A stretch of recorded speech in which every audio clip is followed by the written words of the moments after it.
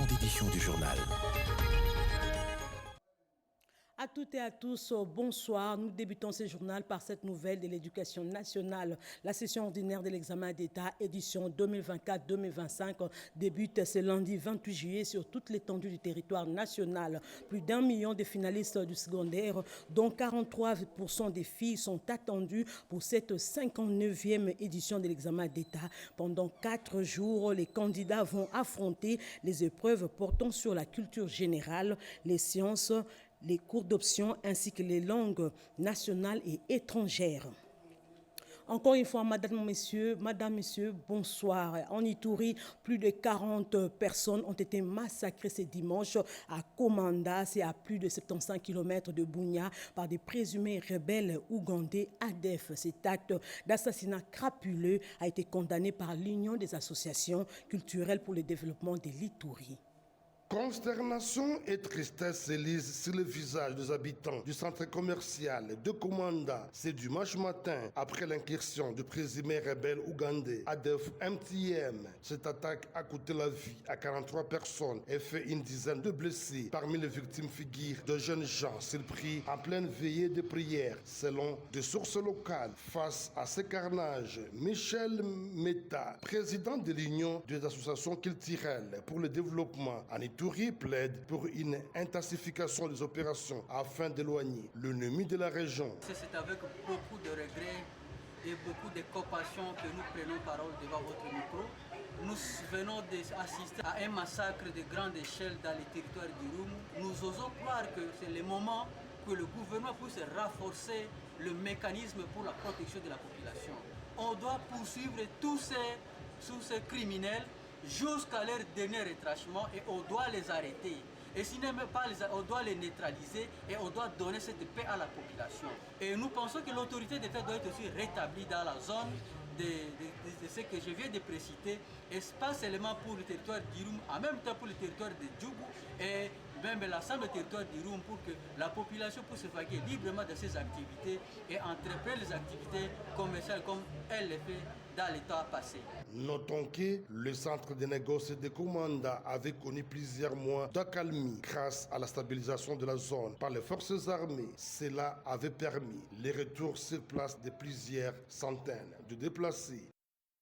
Restons en Ituri, un réseau des ravitailleurs du mouvement des criminels des Thomas Lubanga a été démasqué et arrêté dans la ville de Bunia. Ces éléments ont été présentés le vendredi dernier au gouverneur militaire de cette province à l'auditorat militaire. Junior Selemani. C'est en perspective du 9e sommet ordinaire de chefs d'État et de gouvernement de la conférence internationale sur la région des Grands Lacs, CIRGL, que Kinshasa, capitale de la RDC, devra accueillir le 3 octobre 2025, au cours duquel la RDC succédera à l'Angola à la présidence en exercice de cette organisation régionale pour un mandat de 2 ans que le ministre de l'intégration régionale, Maître Didier Mazenga Mukanzu, en sa qualité de président en exercice entrant du Conseil des ministres de la CIRGL, a ouvert samedi 26 août 2025 à l'immeuble du gouvernement les travaux préparatoires qui ont débuté vendredi dernier par la réunion des experts des ministères des Mines. Beaucoup de pays ont déjà envoyé des experts. Hier, nous avions commencé avec la réunion des experts dans le secteur des mines. 11 pays ont participé. La semaine prochaine, nous avions 2 jours de réunion avec les coordonnateurs nationaux. Le Conseil des ministres de mines est prévu aussi pour le 31. Sadir Mohamed, secrétaire exécutif adjoint de la CIRGL, a, au sortir de cette cérémonie inaugurale, exprimé sa gratitude au gouvernement de la RDC pour l'accueil combien chaleureux et les meilleures conditions de séjour de travail avant de rappeler les thèmes principaux de ces sommets. Corrigez avec moi, c'était plutôt la coopération avec RTC CIRGL. Poursuivons ce journal, objet des menaces de mort, le gouverneur du Sud Kivu, Jean-Jacques Pourouzi, a reçu les soutiens des élus et de la société civile d'Ouvira et de Fizi. Les détails dans ce reportage. Des menaces de mort contre le professeur Jean-Jacques Poroussi Sadiki, gouverneur de la province du Sud Kivu. Des voix s'élèvent de partout pour condamner ces actes inciviques. Qu'il s'agisse des honorables députés, des autorités locales, des notables, des sages représentants des différentes communautés du territoire des fusillés d'Ouvira, des structures de la société civile, tous se désolidarisent de ces pécheurs à nos troubles et apportent leur soutien à celui surnommé Magufuli du Sud Kivu. Pour Maître Jean-Jacques Elakanomiera, vice-gouverneur du Sud Kivu, en sa qualité d'élu du peuple et un des notables de l'axe Sud-Sud, après avoir conféré avec les représentants de toutes les couches sociales, il est temps de briser le silence et recadrer ces brebis galeuses qui croient être dans un territoire conquis. En présence des honorables députés provinciaux, le vice-gouverneur du Sud Kivu et député national élu du territoire des Fizi a décrié les manœuvres de certains compatriotes qui cherchent à briser l'élan de développement et d'instauration de l'autorité de l'État incarnée par le gouverneur Jean-Jacques Poroussi. Notre rencontre d'aujourd'hui avait pratiquement des objets. Le premier objet, c'est de soutenir Son Excellence, Monsieur le gouverneur de province Jean-Jacques Poroussi Sadiki. Nous le soutenons parce que nous sommes conscients qu'il fait objet de menaces. Des intimidations, des chantages de la part des hommes et femmes de mauvaise foi qui veulent à tout prix les décourager. Et si nous avons opté de les soutenir, c'est parce qu'on ne peut pas vouloir une chose et son contraire. Je loue les actions du gouverneur. Vous êtes conscient que ici, c'était un problème de voir la route RN5. Il y a la route qui mène de la frontière jusqu'à Kavivira. J'aimerais dire à mes frères, c'est lui qui a mené le plaidoyer pour obtenir les débits des travaux que nous allons lancer lundi officiellement. C'est bien le gouverneur Jean-Jacques Poroussi. Il a d'autres projets qu'il veut faire en faveur de notre population, essentiellement du site. L'actualité, c'est aussi l'opération de démolition des garages et marchés pirates qui a été une réalité au boulevard Lumumba. C'est le vice-gouverneur de la ville de Kinshasa, Edi Yeli, qui a supervisé cette opération. L'opération a concerné les tronçons compris entre l'arrêt de Bonhomme et l'aéroport international d'Ndjili. Aux abords de la chaussée du boulevard Lumumba, des milliers de kiosques, des constructions anarchiques et des tels pirates ont été détruits. C'est là avec le concours, la brigade pour la protection de l'environnement et du bien-être social et de la régie d'assainissement de Kinshasa. Le vice-gouverneur de la ville, Edi Yeli Molongi, a parcouru à pied la distance aller-retour entre les quartiers 1 et 2 de la commune de Massina. Question de s'assurer du bon déroulement de cette opération. Tout au long de son chemin, le vice-gouverneur de la ville, Edi Yeli Molongi, a mis l'accent sur un seul message. Balabala Eza Wenzete. Entendez, la voie publique n'est pas un lieu pour exercer le commerce. Cette opération, a souligné le vice-gouverneur de la ville, va donc s'étendre sur toute l'étendue de la capitale. Ceci dans le but de mettre fin à l'occupation illégale des emprises publiques et aux marchés et garages pirates. Ces travaux d'assainissement des voies publiques s'inscrivent dans le cadre de la campagne Retour à la norme, précisément l'opération Balabala Eza Wenzete, initiée par le gouverneur de la ville de Kinshasa, Daniel Bumba Lubaki, dans le but de redorer l'image de la capitale. Au Lualaba, il y a eu également démolition des constructions anarchiques pour élargir la route qui relie la commune de Manika à celle de Dilala. Ces travaux ont été supervisés par le gouverneur, par la bourgmestre de la commune de Manika. Les habitants du quartier Ewabura, situé dans la commune de Dilala, et ceux du quartier Kaike dans la commune de Manika, n'auront désormais plus à faire de longs détours pour allier ces deux contrées de la ville de Kolwezi. Grâce à une initiative attendue depuis longtemps, la circulation entre les deux communes va considérablement s'améliorer. Accompagné des conseillers communaux de Manika, du chef des quartiers Kaike et de quelques cadres de base, le bourgmestre de la commune Manika, maître Thierry Mujinga Sambumba, a personnellement lancé ce vendredi 25 juillet 2025 L'opération de démolition des habitations qui obstruaient les passages sur les ponts Fachi, ces constructions empêchaient les trafics entre Dilala et Manika, isolant les riverains et compliquant les déplacements des parcs et d'autres. Vous savez, de l'autre côté, il y a une route. Mais de ce côté, du côté Manika, il y avait des parcelles qui faisaient obstacle. C'est pourquoi ça fait plus de 3 ans que nous avons entamé les discussions avec les deux familles. Comme vous le savez, on ne devait pas utiliser la force. Notre constitution prévoit la sacralité de la propriété privée. Donc on ne devait pas les chasser. Malheureusement, à un certain moment, on a connu un blocage, puisque les deux familles, c'était des héritiers. Et comme vous le savez, la loi voudra qu'on organise d'abord la succession. Ils ont organisé la succession. Et puis ils ont fait tout ce qu'il fallait faire comme procédure. Et finalement, nous avons racheté ces deux parcelles. Et aujourd'hui, nous sommes à la phase de démolition. Ces gestes salvateurs réalisés par la commune de Manika a été chaleureusement accueilli par les habitants des environs qui attendaient ces moments avec impatience.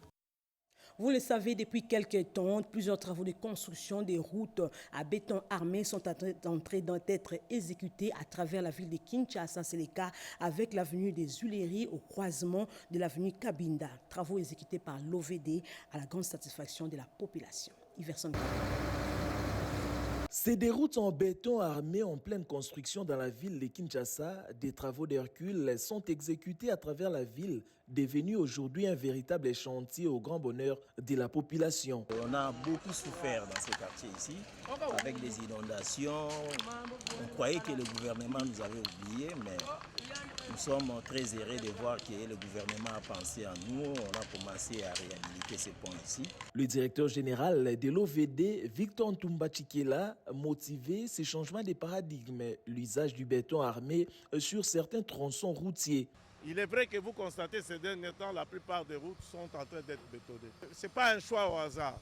En fait, là où vous savez qu'à Kinshasa, avec la pluviométrie qu'il y a un grand problème des inondations.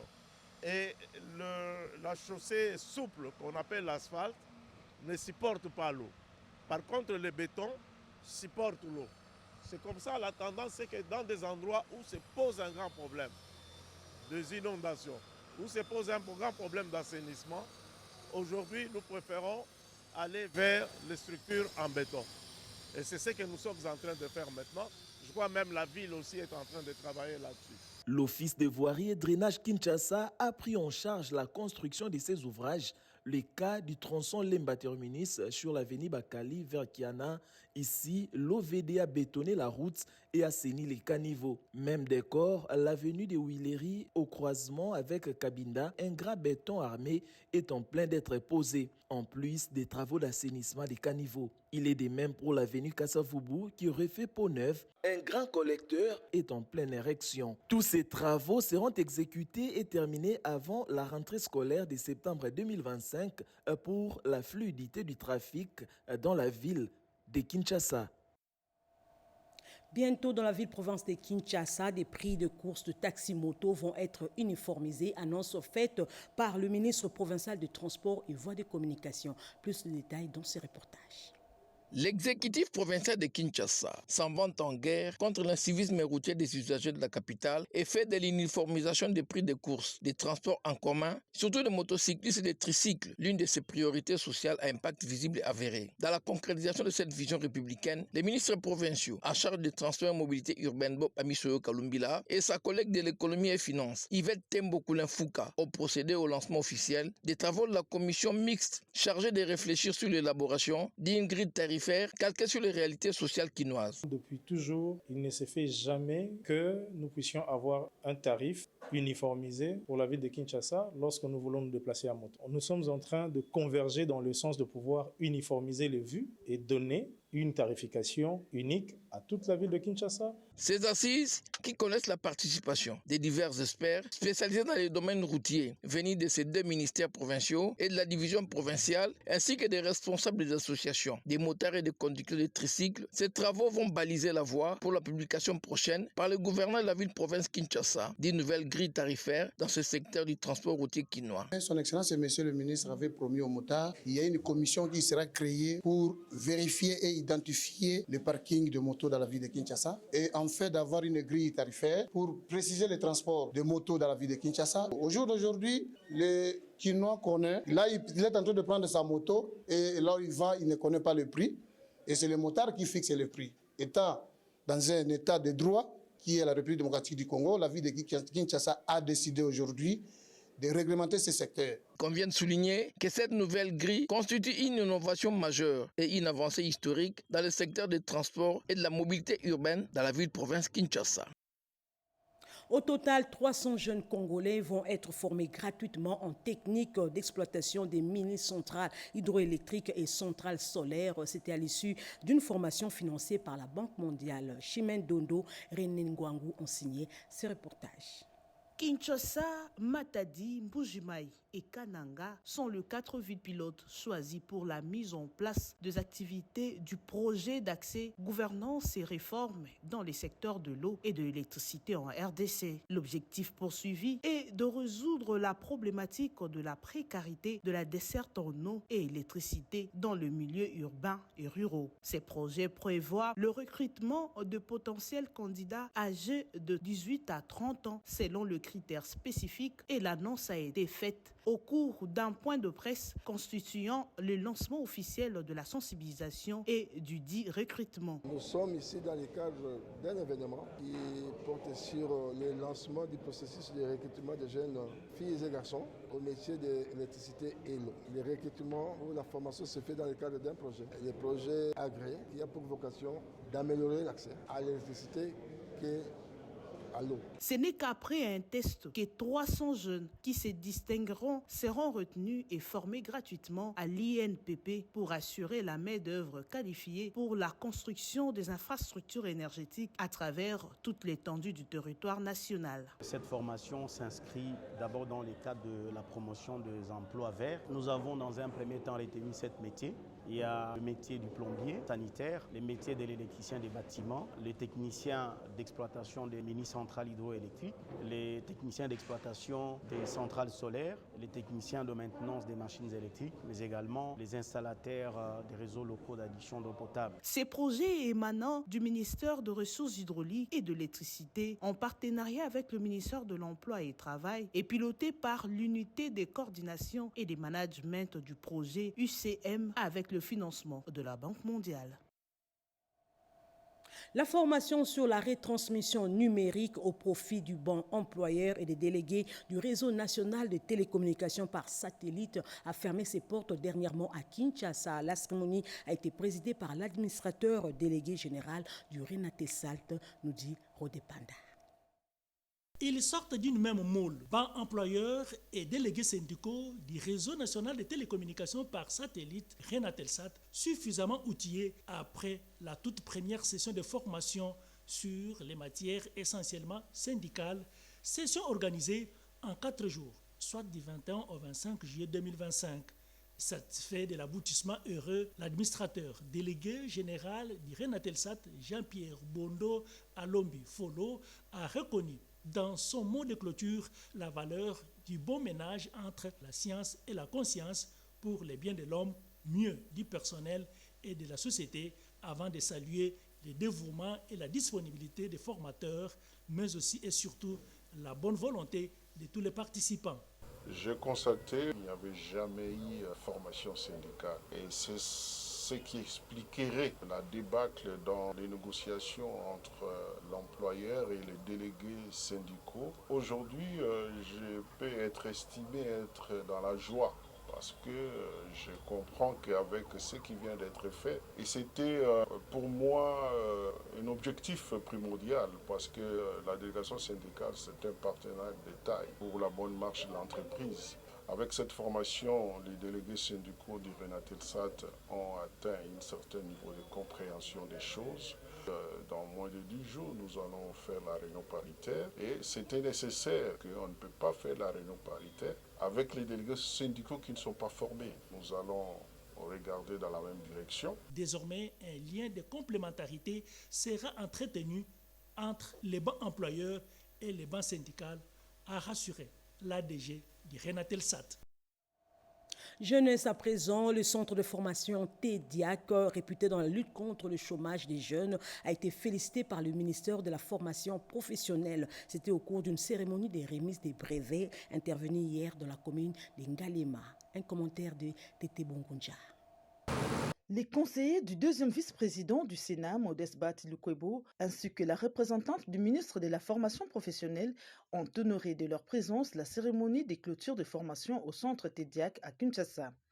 Une cérémonie marquée par la remise de brevets à des centaines de jeunes formés dans des métiers pratiques, mécanique automobile, auto-école, coupe-couture, esthétique, hôtellerie, gardiennage et bien d'autres. Ces jeunes ont bénéficié d'une formation complète, leur ouvrant désormais les portes de l'emploi ou de l'auto-entrepreneuriat. L'initiative a été saluée par la représentante du gouvernement qui voit en elle une réponse concrète à la lutte contre le chômage des jeunes.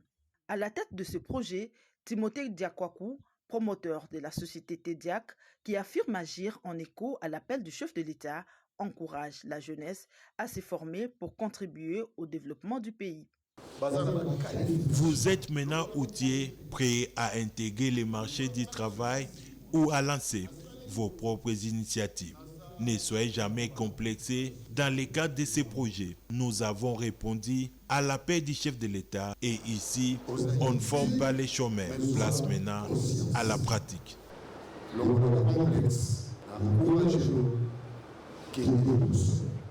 Le centre de formation et garage TEDIAC s'impose désormais comme un acteur clé de l'insertion professionnelle à Kinshasa, offrant une seconde chance à de nombreux jeunes Congolais.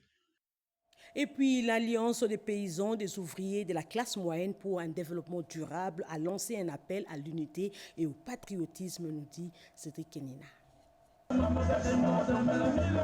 L'emblématique district de Tchangou s'associe à la voix de l'autorité morale de l'Alliance des paysans, des ouvriers et de la classe moyenne pour un développement durable à Possem, pour un idéal, la défense de la patrie face à la menace d'une balkanisation. Abdon Etina monte au créneau et appelle à la mobilisation générale.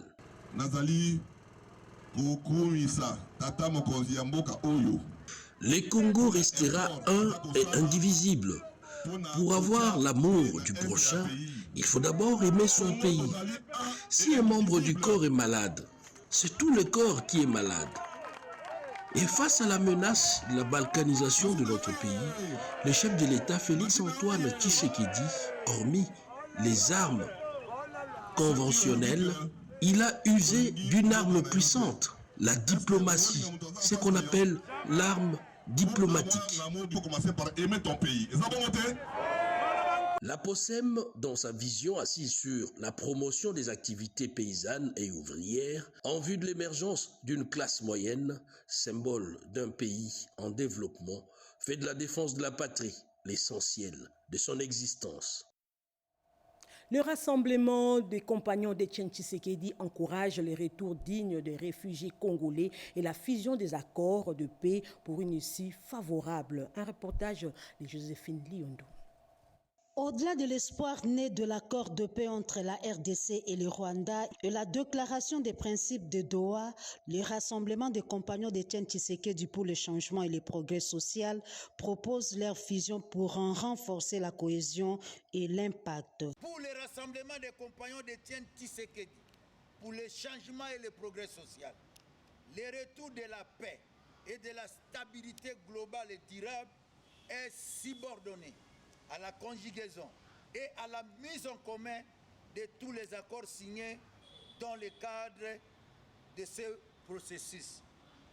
Le RCTCP félicite les deux parties sur les principes généraux de ces déclarations qui consacrent l'instauration de l'autorité de l'État sur toute l'étendue du pays, l'attachement à l'intégrité territoriale et à la souveraineté de la République démocratique du Congo. Il appelle également au retour des réfugiés dans le respect des normes internationales et des droits humains. Je félicite les partis qui s'engagent à faciliter le retour des personnes déplacées. Celles-ci doivent rentrer chez elles et récupérer leurs biens sans aucune forme de procès. Quant à la question des réfugiés, elle doit être gérée sous l'égide du Haut Commissariat des Nations Unies pour les réfugiés, qui procédera à l'examen au cas par cas toutes les personnes prétendument réfugiées aux fins de contourner l'objectif malicieux d'aboutir à des colonies de peuplement. Pour ses compagnons des Sphinx et de l'Humété, la paix ne s'impose pas, elle s'est bâtie avec vérité, justice et respect de la dignité humaine. À Kalemi, au Tanganyika, le parti présidentiel UDPS a brillé par des actions sociales en faveur de vulnérables. Un don de matelas et des kits scolaires a été remis à quelques structures de santé de la part de Nadine Katumbwe, cadre de ces partis politiques. Faisant suite à la demande formulée à l'endroit de Mme Nadine Katumbwe Banza par des structures de santé visitées le 30 juin dernier à Kalemi, l'Union pour la démocratie et le progrès social, UDPS Tshisekedi, n'a pas dérogé à sa mission du progrès social en appuyant le pilier couverture santé universelle prôné par le chef de l'État Félix Antoine Tshisekedi Tshilombo, autorité morale du parti et chef de l'État. De la parole à l'acte, le centre de santé Kankomba dans la zone de santé de Kalemi, dépourvu de bonnes conditions d'accueil de malades, vient de bénéficier de matelas neufs répondant à un besoin crucial, celui des conditions sanitaires en faveur des femmes enceintes, des malades et des nouveau-nés. L'installation est immédiate. Faisant d'une pierre deux coups, Nadine Katumbwe Banza, surnommée œil du chef par ses siens, a pris en charge les frais d'hospitalisation de tous les patients trouvés sur place et la caution de toutes les femmes qui se sont accouchées dans la maternité. Arborant les insignes du parti présidentiel comme dans ses habitudes, Nadine Katumbwe, qu'accompagnait la Ligue des jeunes de l'IDPS Kalemi, s'est rendue au centre de santé Kituku dans la zone de santé de Niemba pour s'acquitter d'une promesse d'éclairage issue de la demande formulée le 30 juin par l'infirmier tutélaire. Un kit solaire complet composé de panneaux, convertisseurs et batteries est remis à ces centres et ce, à la grande satisfaction des bénéficiaires. En tout cas, lorsque la maman était de passage, maman Nadine, pour la première fois, nous pensions qu'elle va nous oublier. Mais c'est vraiment une surprise pour nous et pour tout l'hôpital de voir maman Nadine revenir encore pour nous donner, pour lier la parole aux actes. Nous disons seulement au président de la République que votre représentante, Maman Nadine, ici au Tanganyika, elle est en train de vous représenter valablement. Cette action généreuse du parti présidentiel sous la houlette de la fervente combattante Nadine Katumbwe n'est pas la première. Assistance aux sinistrés, encadrement des vulnérables et appui aux structures de prise en charge des démunis en sont les plus régulières. Les acquis des réconciliations entre le Bolé et les Lengolais doivent être pérennisés. C'est le plaidoyer des notables et des politiques de la Grande Orientale. Cette rencontre a été dédiée à la réflexion sur la note des plaidoyers pour la consolidation et la pérennisation de la paix et la cohésion sociale dans la province de la Tchopo. Et après la fin des hostilités entre les communautés Mbolé et Lengola, il s'agissait aussi d'un appel à l'action pour des efforts continus et intégrés visant à établir et maintenir un état de paix durable, a souligné le secrétaire général et porte-parole de la communauté de base de l'IDPS Tshisekedi de la Grande Orientale, ingénieur Jean-Paul Guidil, pour les Polyalimassi. La communauté des bases de l'UDPS Tshisekedi de la Grande Province Orientale a salué l'implication personnelle du président de la République, chef de l'État, Félix Antoine Tshisekedi Tshilombo, dans ce processus de réconciliation amorcé en décembre 2024 lors d'un forum provincial sur la paix et le développement. Lors de les échanges, les membres de la communauté des bases de l'IDPS Tshisekedi de la Grande Orientale ont eu à aborder également les questions relatives à la prévention et la résolution des conflits sur l'ensemble du territoire national. La communauté des bases de l'UDPS Tshisekedi de la Grande Province Orientale demande à son Excellence, le vice-premier ministre en charge de l'Intérieur, de s'impliquer personnellement, une fois de plus, pour l'accélération du processus de libération de prisonniers innocents victimes de ces conflits désormais révolus. Les membres de la communauté des bases de l'IDPS Tshisekedi de la Grande Orientale ont par ailleurs appelé le peuple congolais à l'unité et un soutien massif aux autorités dans les efforts pour restaurer la paix sur l'ensemble du territoire national. Toujours dans le Chopo, une importante somme d'argent a été remise à la fédération du parti UDPS Kisangani pour couvrir les frais des loyers de permanence du parti. Geste salué par les militants. Cette dotation, allais-je dire, est du vice-gouverneur Didier Lomoyo.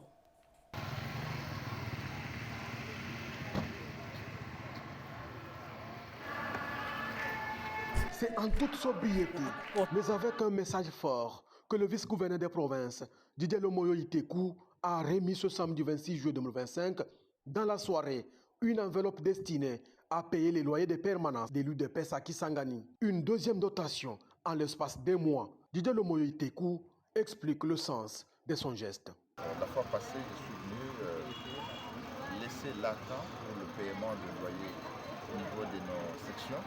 Et cette fois-ci, je suis venu encore donner cet argent. Parce que c'est à partir de cet argent que nos permanences, nos sièges au niveau de commune seront opérationnels.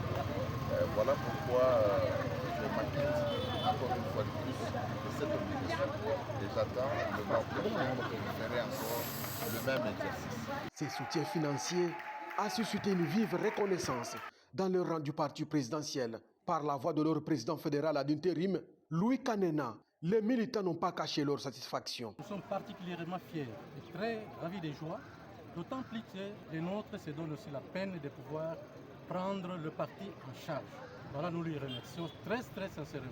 Au cadre de l'UDPS, Didier Lomoyo Itekou appelle désormais les militants et militantes à se mobiliser activement. Objectif, remporter les élections municipales qui pointent à l'horizon. En plus du soutien matériel, c'est donc une dynamique politique que le vice-gouverneur entend impulser à Kisangani. L'UDPS veut garder le cap vers la conquête des entités locales. Et pour terminer, parlons culture avec le vernissage du livre intitulé « Les chrétiens et l'entrepreneuriat, Jésus-Christ, l'entrepreneurial » publié par le pasteur Jules Kimpamba. Les points avec Rodépanda. Le chrétien et l'entrepreneuriat, Jésus-Christ, l'intelligence entrepreneuriale. L'intitulé présente et exprime déjà l'intérêt de l'ouvrage avec le goût et la curiosité d'en découvrir le contenu. Dieu lui-même étant le premier travailleur et entrepreneur de l'univers qui a fait venir du néant l'existence de toutes choses, a confié à l'homme créé à son image la mission et la responsabilité de cultiver la terre, tout en soulignant que le précieux trésor de l'homme, c'est le travail. Voilà la quintessence de ce livre de 140 pages écrit par l'homme de Dieu, le pasteur Gilles Kimpama, disciple de Jésus-Christ. Il interpelle et encourage en même temps les Congolais, mieux les chrétiens, à l'entrepreneuriat. Il faut donc développer l'essence de l'imagination devant le public réuni dans la salle de conférence des affaires étrangères à Gombe. L'auteur a fait un résumé convaincant de cet ouvrage qui vient révolutionner les intelligences des lecteurs chrétiens ambitieux d'entreprendre. Ce, avant l'acte de vernissage posé par le pasteur Jean-Baptiste Kembo, responsable de l'église L'Avignon. Le travail est un mandat divin. Dieu, c'est un entrepreneur. Dieu a créé l'homme à son image. Il a doté des capacités, de dons qu'il doit capitaliser et mettre à la disposition des autres pour être utile à la société. Un chrétien est appelé à être seul et lumière du monde. Souvent, nous avons tendance à attribuer l'excellence au diable alors que c'est notre héritage. Aujourd'hui, nous adorons le Dieu d'Abraham, d'Isaac, de Jacob. C'est un Dieu des entrepreneurs. La Bible dit Isaac s'aima, devient riche. Il n'est pas né riche. Parce que l'activité, il est devenu riche, il avance s'enrichissant et il est devenu fort riche. C'est la parole de Dieu. L'entrepreneuriat fait partie de la parole de Dieu. 3 principes pour avoir de l'argent: travail, échange ou commerce. Et les principes d'amour, le 3, convergent vers l'entrepreneuriat pour s'assurer une autonomie avec l'intelligence entrepreneuriale à l'instar de Jésus-Christ, a souligné l'auteur de ce livre. C'est la fin de cette édition d'information de 19h, coordonnée par Fifi Mukundi, réalisée par Odé Panda, André Nzeka et Didier Nzaou. Merci de nous avoir suivis. L'actualité continue sur votre chaîne nationale. 20h à la présentation, Françoise Bouela-Bouaki. Bonsoir chez vous et bon week-end.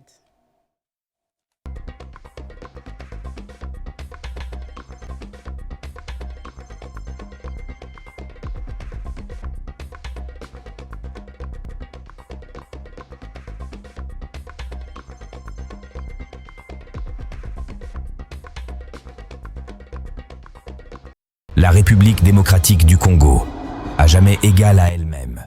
2 345 410 km² est la